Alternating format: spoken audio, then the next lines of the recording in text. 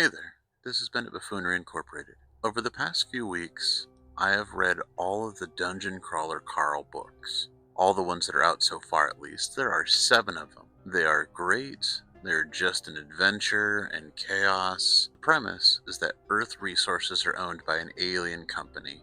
So on a cold winter's night, the world pretty much ends. All humans that are inside die. All humans that are outside are given an opportunity to join a world dungeon game thing. The game itself is a TV show that is live streamed across most of the universe. The main character, Carl, and his ex-girlfriend's cat, Princess Donut, are a part of the few million people that head into this world dungeon.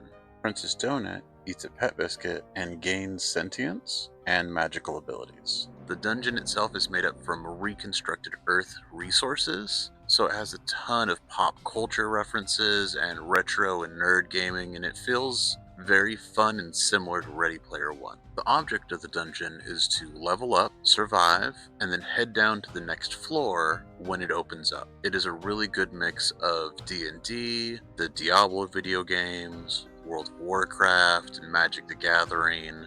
There are 18 total floors. If they survive all the way down to the 18th, then they win Regency of Earth. No crawler has ever made it past the 13th floor. After the 10th floor, crawlers are able to negotiate an exit deal. Each floor has a different theme. Some of the floors have some interconnected storylines. Each level also has timers. Typically the first timer is when the stairs to the next floor open, and then a countdown timer until the floor collapses. The first book explains the world and the first 2 floors, and they are mainly training levels, but there's a lot of things for them to learn. The second book is the 3rd floor. The surviving crawlers are allowed to pick classes and races, similar to most role-playing games.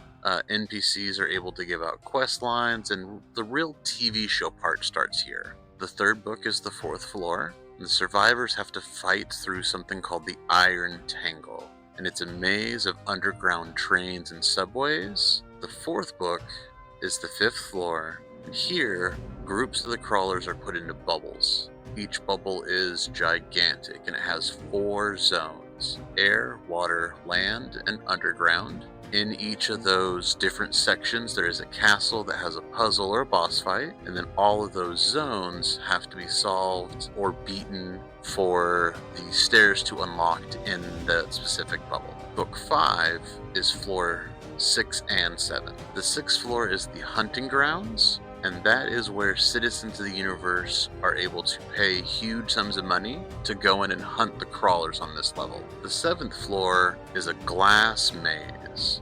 Book 6 is the 8th floor.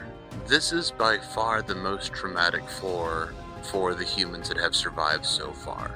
It is based on the last few days of Earth, and many of the crawlers have to do quests that involve very personal storylines. There's also a Magic the Gathering / Pokemon card game that they have to play. And Book 7 is the 9th floor. Now this one is Faction Wars. And that's where different corporations, governments, and gangs can sponsor and hire teams to battle for the capital city of the floor. The winning faction gets a huge cash prize and bragging rights. Often crawlers can join any of the factions. In the book, this is the first time the games will have crawlers that have their own team. The series really pushes a lot of the retro and nerd and nostalgia buttons for me. Samantha is my favorite character. She is chaos wrapped in absurdity. It is hinted that she's actually something ancient and way more powerful.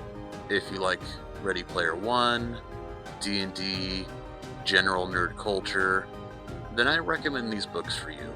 But anyway, thanks for watching. Like and subscribe, grab your dice, and let's get nerdy.